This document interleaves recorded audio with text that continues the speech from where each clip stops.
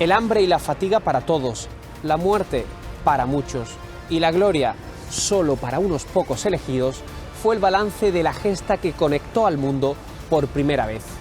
Pero, ¿qué repercusión tuvo? ¿Qué otros viajes se realizaron a través de esta ruta? ¿Cómo recibieron a Elcano? En el viaje de los tiempos te lo contamos.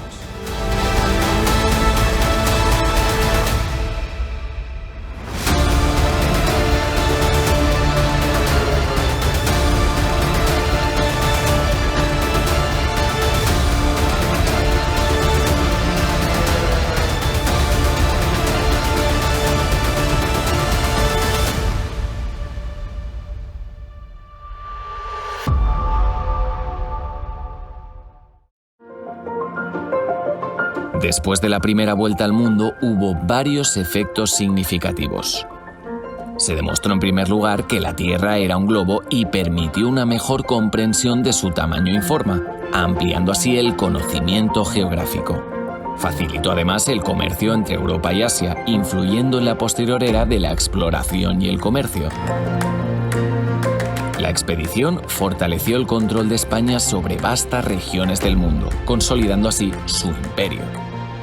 Se recolectaron datos científicos, contribuyendo al avance de la ciencia, y además tuvo un fuerte impacto cultural, ya que marcó el inicio de una era de exploración y encuentro de culturas que cambió el mundo en muchos aspectos. En resumen, la primera vuelta al mundo tuvo un impacto duradero en la geografía, el comercio, la expansión imperial y la ciencia, y dejó una huella significativa en la historia global. Una gran hazaña, súper compleja y ya increíble. Y ya ha llegado a su fin. Pero una vez que Elcano llega, se reúne con Carlos I, eso es así, Manolo. Cierto, porque además el rey inmediatamente, bueno, cuando Juan Sebastián Elcano llega a San Luque y luego a Sevilla, le manda una misiva al rey y le cuenta más o menos lo que había sido y todo lo que habían pasado, un poquito. Y el rey inmediatamente, muy cariñoso, le manda otra vez una salutación y efectivamente lo requiere para que le cuente toda la historia lo mejor posible, claro. Y se reúnen allí en la corte de Valladolid. Bueno, ¿y qué se sabe de esa reunión? ¿Se sabe algo? Esa reunión, básicamente, el principio es muy amable y estupendo. Además, le concede a Juan Sebastián Elcano 500 ducados en oro, anuales y vitalicios. Luego le da un yelmo y lo hace caballero, y le da también un gobor terráqueo dentro de su escudo, donde pone primus circundiste me, fuiste el primero que la vuelta me diste, con lo cual eso es para él estupendamente, ¿no? Y supongo que sería un motivo de alegría, ¿no?, para la corte recibir a alguien como Elcano, porque después de esa gran hazaña... Es que si no llega a terminar Elcano, esa hazaña se hubiese quedado en humo totalmente, ¿no?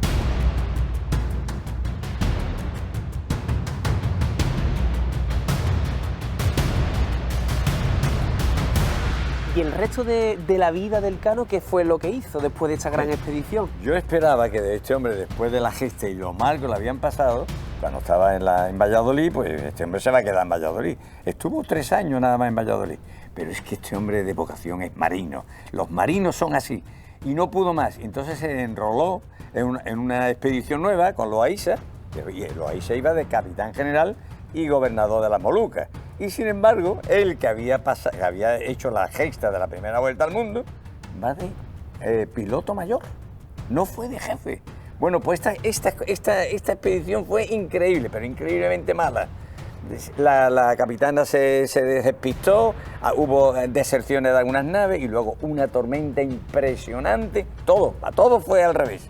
Y salieron el 24 de julio de 1525 y en el 1526, exactamente el 30 de julio del 26, Loaiza muere. Y muere de escorbuto, además del hambre, la sed y todo eso, muere de escorbuto. Nombran entonces a nuestro querido Juan Sebastián Elcano capitán general. Digo, magnífico por lo menos. Sigues leyendo y a la semana, por culpa del escorbuto, muere Juan Sebastián Elcano. Y además es algo que te deja el corazón, vamos, en un puño. Muere de escorbuto, lo meten, lo hacen el sudario en una tabla, lo amarran, lo llevan a la cubierta, rezan Padre Nuestro, porque la religiosidad en aquel tiempo era muy fuerte, y unos Ave María, le ponen el peso y lo lanzan al mar. Ni bandera, ni música, nada. ni palabras, ni nada. Un hombre tan importante en la historia española y en la historia Del mundo. del mundo.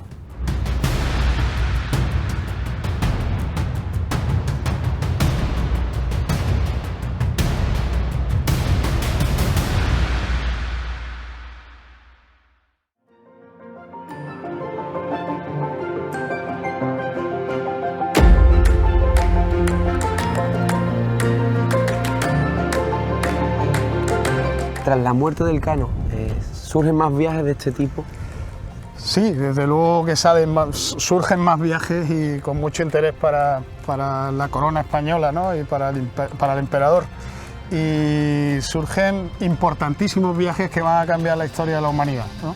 Y van a completar lo que fue finalmente la globalización, que es traer de la India hasta Europa, pasando por el continente americano, ¿no? Y los viajes fueron importantísimos. Después de la expedición de Loaiza, de Jofré de Loaiza, Álvaro de Saavedra, primo de Hernán Cortés, sale desde América, desde lo que es México, y van en busca con 3 naves a rescatar a ver qué había pasado con la expedición de Loaiza.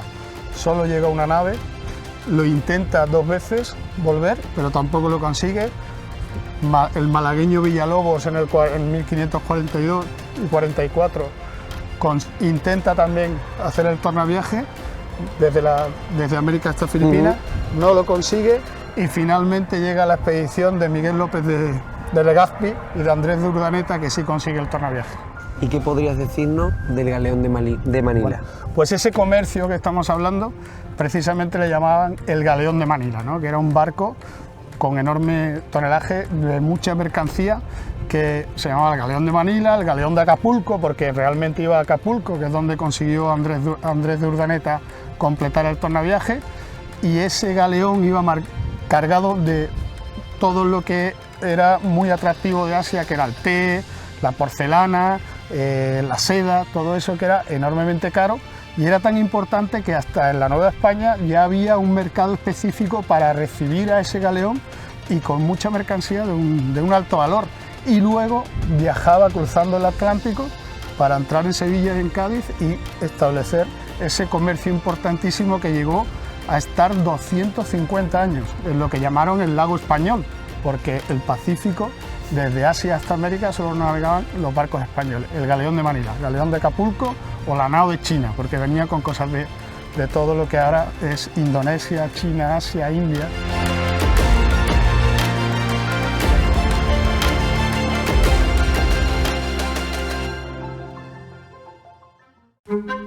Esta expedición fue muy costosa, pero ¿se sabe cuánto costó y si hubo beneficios? Bueno, se han hecho estudios económicos de por qué en las crónicas de este viaje se desprecia el oro y se desprecian las piedras y se prefiere el clavo. Pesado milimétricamente al salir y aquí con la merma que tuvo, porque las cosas que huelen sueltan sustancia y pesan menos después. Y se ha medido perfectamente. Y se ha hecho una comparación por parte de un economista y la ha comparado con la cocaína. Dice que la cocaína en Colombia, en el campo, cuesta €1 un kilo, Claro. y cuando la llevas a Nueva York cuesta casi 2.000. Sería la comparativa más fácil para que todo el mundo entendiera. Y ese era el negocio. Es que con una especia tú tenías perfume, tenías chorizo, tenías salchichón, tenías una buena comida, tenías medicina, por eso lo empleaban con medicina, todo el arte de la dulcería. O sea, el mundo de las especias es un mundo muy rico, que hace que una gente que no tenía frigorífico ni modo de conservar, nada más que el de la sal, hiciera alimentos que no estuvieran salados y gustosos. Hacía que la carne putrefacta incluso supiera bien, ¿no? Exactamente. Bueno, tenemos detrás a la casa de contratación, sin duda también tuvo un papel fundamental, pero en concreto en el regreso de esta expedición, ¿cuál fue su papel? El papel fue vender el clavo y vender la nao Vitoria, que se vendió en una subasta allí junto a la catedral. Se vendió el clavo y se pagaron a los que habían puesto el capital para la expedición, porque el rey puso algún capital, pero la mayoría lo pusieron los banqueros alemanes, o sea, financieros que financiaron la empresa, porque la empresa necesitó una financiación. Preparar esa empresa, el armamento, llevar artilleros, llevar herreros, llevar carpinteros, porque todo eso hacía falta. O sea, un barco era una máquina, era como un avión, y cuando llega a un aeropuerto, cualquier avión se encuentra un montón de técnicos, pues el barco los tenía que llevar consigo mismo. Y todo ese dinero se invirtió, y esa primera expedición de la vuelta al mundo se pagó. Si hubieran venido las 5 naos hubiera sido un beneficio ya impresionante, increíble. Pero nada más que vino uno. Y entonces en la Casa de la Contratación es la que administraba, la que recogió incluso las noticias para perfeccionar sus mapas del mundo, porque cuando salió la expedición era un mundo diferente al que ahora, era una visión del mundo diferente a la cual tenemos. Y todo eso se reflejaba ahí en una sala de cartografía donde apuntaban todos los datos, todo el tema de mareas, todo el tema de costas, toda la información que llevaba.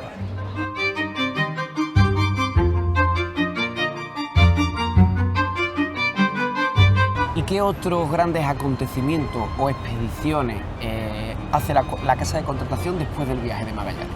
Antes y después del viaje de Magallanes. Hubo mucho, ¿no? La Casa de la Contratación tenía mapas, tenía información, tenía escuela de pilotos, tenía el control de la fabricación de las naos, controlaba que las naos fueran de buena calidad, o sea que de ahí salieron todos. El viaje de la vuelta al mundo se quiso repetir y se repitió en La Coruña. No salió del puerto de Sevilla. El Cano fue en una expedición, la expedición que murió salió de La Coruña, porque pensaron que La Coruña estaba mejor situado para el comercio de las especias con los Países Bajos.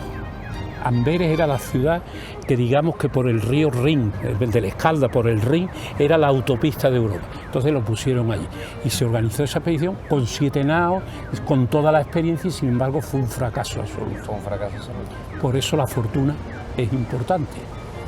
Y ya después Carlos I hizo un convenio con Portugal y todo el esfuerzo de Magallanes y Elcano para Castilla quedó inédito. Sería después, a finales del siglo XVI, con Felipe II, cuando otra vez se revalorizan las Filipinas y se hacen las Filipinas españolas, pero eso ya es otro tema. ¿Y qué pasa cuando la Casa de Contratación, que estaba aquí en Sevilla, se traslada a Cádiz? ¿Eso en qué año es y qué es lo que ocurre? Eso es en 1714, es el gran cambio. Velázquez Castelo, que es un historiador sanluqueño que vivió ese periodo, él decía que los cosecheros de Sanlúcar habían experimentado una mejoría, porque Sanlúcar era la despensa de Cádiz. Si vamos a Cádiz, nada más que hay salinas alrededor. Claro. Los navazos de Sanlúcar era la verdura, arena fina, ¿no? La arena el vino, el aceite ya venía por el Valle del Guadalquivir y llegaba a Sanlúcar, y allí los cosecheros sanluqueños, tanto que si nos fijamos en el paisaje de Sanlúcar, las grandes casas de los grandes mercaderes son del siglo XVIII, son las más esplendorosas todavía hoy día. Y Velázquez Castelo es de esa teoría, lo dice él en su libro. Y en Sevilla, ¿qué le ocurre cuando la casa se traslada a Cádiz? Pierde lógicamente esto, pero no olvidemos que Sevilla está situado en el Valle del Guadalquivir, y en el Valle del Guadalquivir está la tríada mediterránea: aceite, vino y trigo. Las cabezas, Carmona, todo esto. O sea, los agricultores, toda esa agricultura iba para Cádiz. Pasa que los comerciantes sevillanos tuvieron que establecerse en Cádiz. Claro. En parte porque el río se había hecho ya innavegable, pero que el tema ese es un tema muy, muy curioso, pero que fue una necesidad. Sanlúcar creía que iba a perder más, pero no, según Velázquez Castelo, que era un cosechero, no perdió tanto.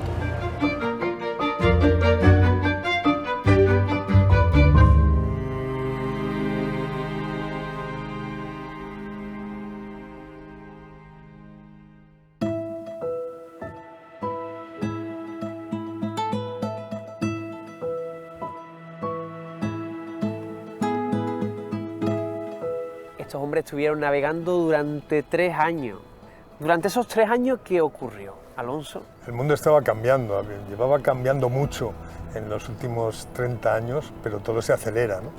Empieza todo con la reforma, con el invento de la imprenta, no reforma, que va a desencadenar la reforma protestante, porque en el momento que la gente tiene acceso a la cultura, al libro, a las fuentes directas, a los evangelios, que las primeras traducciones, las primeras publicaciones fueron precisamente Biblias, la Biblia alemana, después las traducciones de Erasmo, etc., pues la gente se abre, empieza a tener pensamiento crítico, la jerarquía tradicional se tambalean y hay un momento complicado en todos los aspectos. Cambios culturales, cambios desde el punto de vista tecnológico y sobre todo desde el punto de vista geográfico. Europa empieza a tener conciencia de que es ya la primera potencia sin discusión del mundo.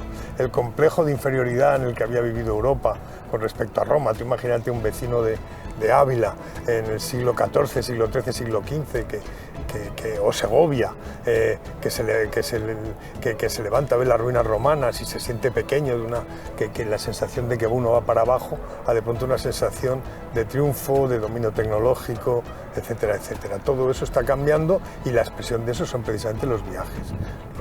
La circunnavegación portuguesa, el descubrimiento de América y luego la circunnavegación. Son grandes logros, pero que son tan importantes que cuesta asimilarlos. Y eso empieza a calar. Por otra parte, Carlos I se hace con un imperio global que va a continuar su hijo Felipe II. Y si quieres luego hablamos más de Eso es.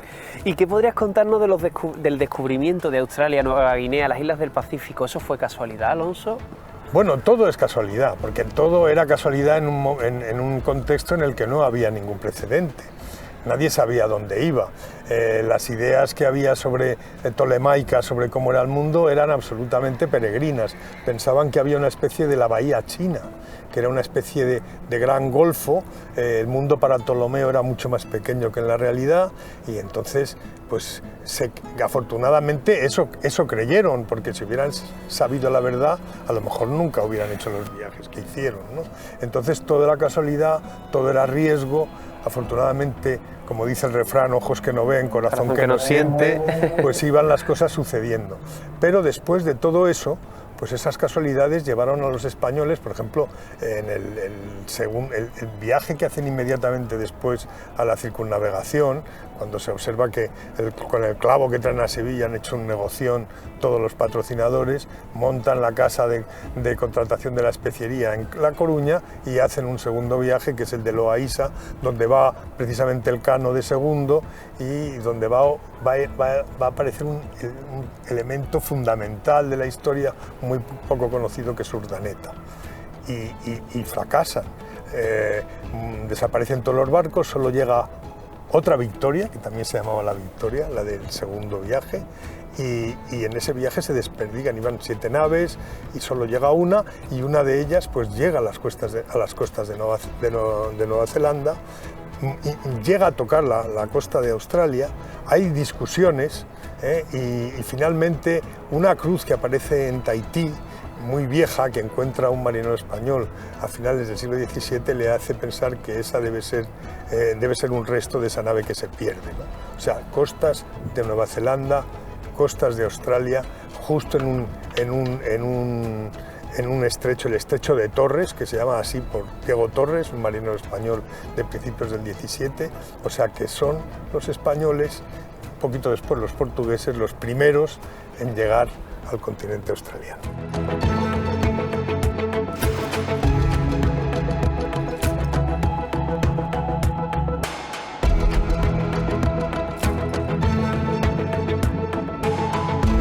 Parece que hay cierta discusión de cuándo comienza o cuándo fue esa globalización. ¿Qué puedes contarnos de eso? Pues sí, hay los economistas, historiadores económicos que piensan que la globalización no empieza hasta la segunda revolución industrial, es decir, a partir de 1860, 50, dependiendo.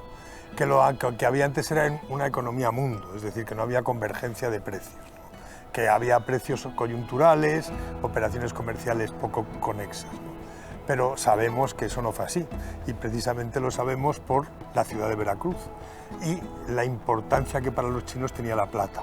La única cosa que querían los chinos era la plata europea. Y los únicos que podían ofrecerle plata éramos los españoles y especialmente la plata mexicana. Y entonces, pues, en el momento que Legazpi es capitán general de Venezuela, con la misión específica que le marca Felipe II, que tiene que encontrar el viaje de vuelta, porque si no, todo lo que se ha hecho no vale nada, se consigue, porque él lo consigue, subir.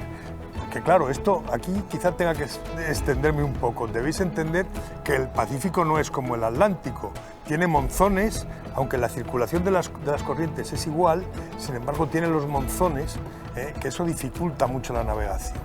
Y la obsesión de los españoles era volver por donde habían venido, y había que subir muy arriba del mar, hasta los 40 grados norte, que es lo que hace Urdaneta, llega a Acapulco y empieza un comercio que se desborda entre China y México. Fijaros que las naves que venían, que hacían el galeón de Manila, tenían 2000 toneladas de desplazamiento. Las que navegaban en el Atlántico no pasaban de las 500. Imaginaros el volumen de comercio y ahí se concentraba todos los comerciantes mundiales, holandeses, ingleses, españoles, etc. Había convergencia de precios, había globalización.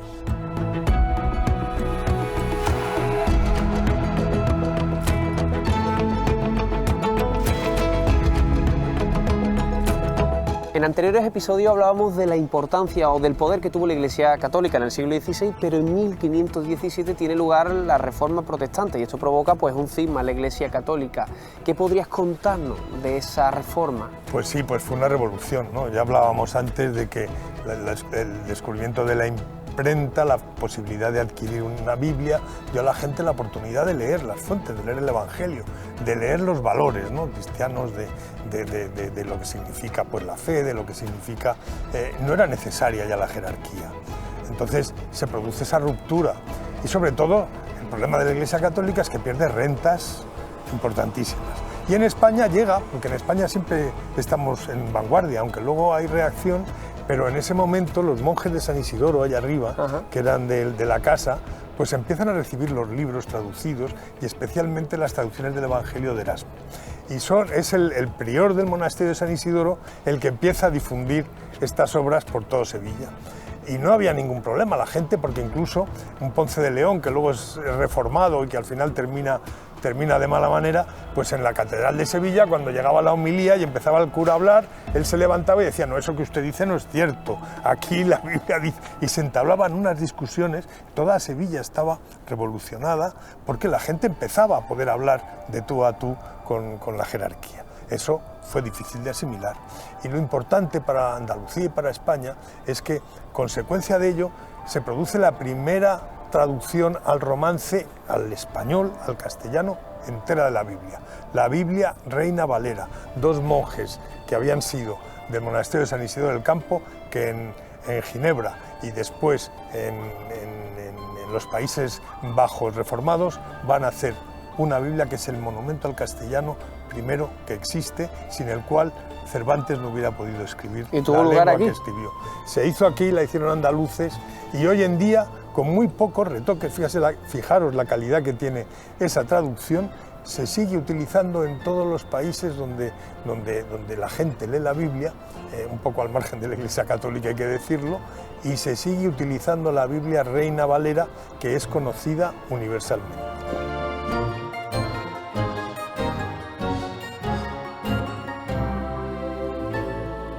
¿Y qué es eso del tornaviaje? ¿Qué nos dirías del tornaviaje? Pues el tornaviaje es el colofón de todo lo que vienes tú hablando en tus magníficas entrevistas. Sin el tornaviaje, sin la posibilidad de volver, por fin se había llegado a tocar las costas, se había llegado a Filipinas, se había estado en Zipango, que es Japón, estaban a un tiro de piedra de China, pero no sabían volver, no había manera. Lo bueno es que se hicieron muchísimos intentos, más de 5 o 6 flotas se mandaron para intentar encontrar la ruta de retorno. Todos iban hacia el sur y todos fracasaban. Pero ya hemos hablado antes, o hablaremos después, de que consecuencia de estas carambolas, se había descubierto Nueva Zelanda, se había descubierto Nueva Guinea. Toda la Micronesia estaba ya controlada por los españoles. Y, en fin, se había creado un imperio hispano en el Extremo Oriente que no se sabía cómo aprovechar si no se encontraba la ruta de retorno. Entonces muere Carlos I, sube Felipe II al poder y reactiva, pero esta vez ya desde Nueva España, desde México, que ya se piensa que es la única vía a través de la cual se puede llegar a Filipinas, se activa otra vez y se manda a Legazpi con Urdaneta, que era el tío que tenía más experiencia, porque había estado 10 años viviendo en las Molucas, en el Maluco, y le dice al rey: yo sé por dónde hay que volver. Y efectivamente Urdaneta, que no es lo suficientemente conocido, consigue retornar, y con su retorno pues ya todo ese caudal, China, que estaba aislada, de pronto se abre porque encuentra un producto que es la plata, que es lo único que acepta como mercancía europea para entregar sus capacidades, porque realmente eran asombrosas, ¿no?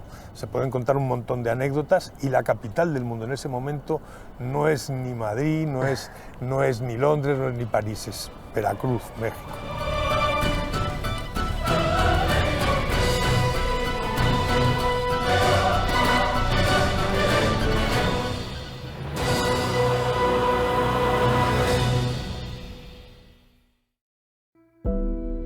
¿Qué legado quedó de ese tornaviaje? Bueno, un legado importantísimo, porque ese fue la consecuencia de la primera vuelta al mundo, y es la primera globalización, es el comercio entre Asia y Europa, pasando por el continente americano. O sea que al final se consiguió lo que quería Colón, llegar a la India navegando por el oeste. O sea que al final el bisnieto de la reina Isabel la Católica consiguió mandar una expedición que estableciera el comercio entre Asia, pasando por América, que era la Nueva España, que era tierra española, y finalmente Europa, entrando por Sanlúcar de Barrameda, Sevilla, Cádiz, que eran los principales puertos donde venían esas mercancías.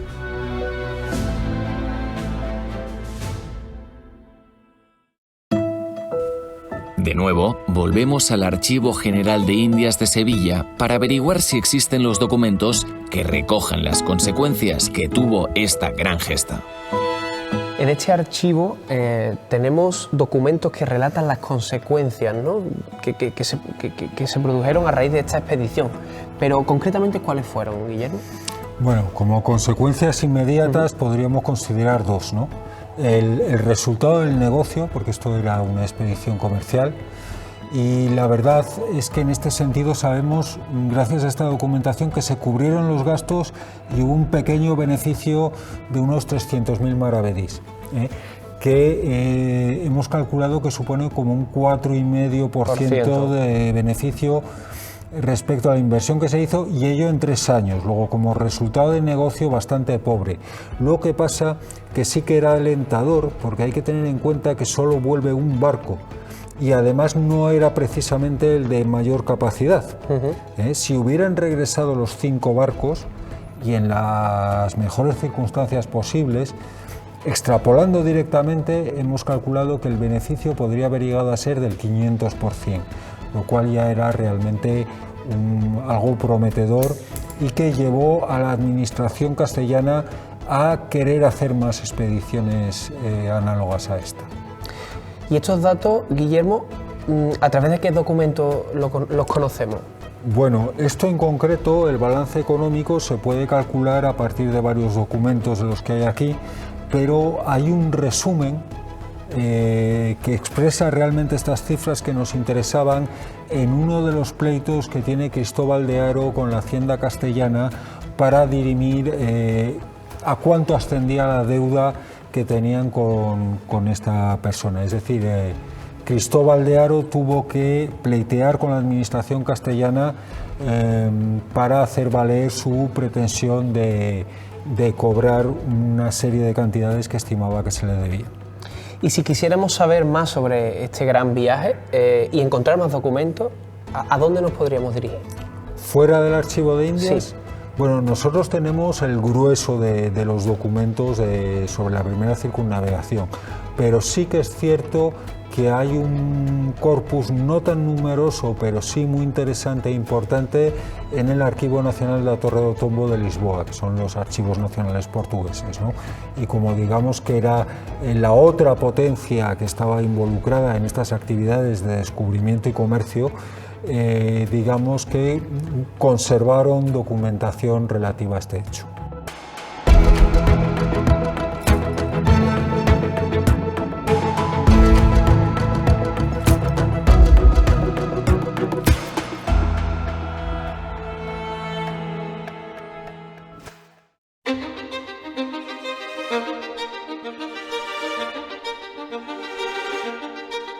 Y cuando se termina un gran proyecto toca hacer balance. Balance, y pues. esto era un gran proyecto. Oh, es un gran proyecto impresionante, vamos. ¿Qué repercusión supuso esta gesta? Pues el inicio de las relaciones intercontinentales dentro, tanto económicas, el hecho de que los factores humanos geográficos y además y económicos se pusieran en contacto en los distintos continentes. Nace entonces ya una economía mundial de alguna manera.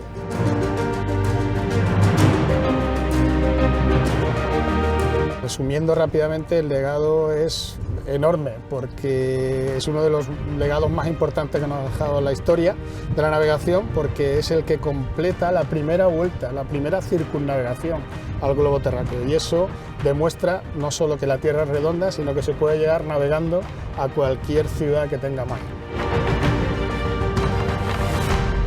Por eso esta gesta debe ser reconocida siempre, no solamente como gesta histórica para nuestro imperio español, indudablemente, pero también yo lo que más me ha gustado de todo esto, de todos estos 3 años que hemos estado trabajando, menos un año por el COVID, que ya sabéis que el COVID, como tú sabes, el COVID fue un parón terrible, es que hemos puesto en valor algo muy importante, Sanlúcar, esta ciudad. Llevo aquí cerca de 40 años, la luz, el río, el patrimonio, Juan, la gente, esto es mágico, mágico, ha sido impresionante. La primera vuelta al mundo, liderada por Fernando de Magallanes y completada por Juan Sebastián Elcano, fue un épico viaje que desafió los límites del conocimiento y la exploración. En un mundo que aún creía que la Tierra era plana, esta audaz odisea demostró que la humanidad podía superar cualquier desafío, uniendo continentes, descubriendo nuevos horizontes y dejando una huella indeleble en la historia, marcando además el comienzo de una era de descubrimiento sin fin.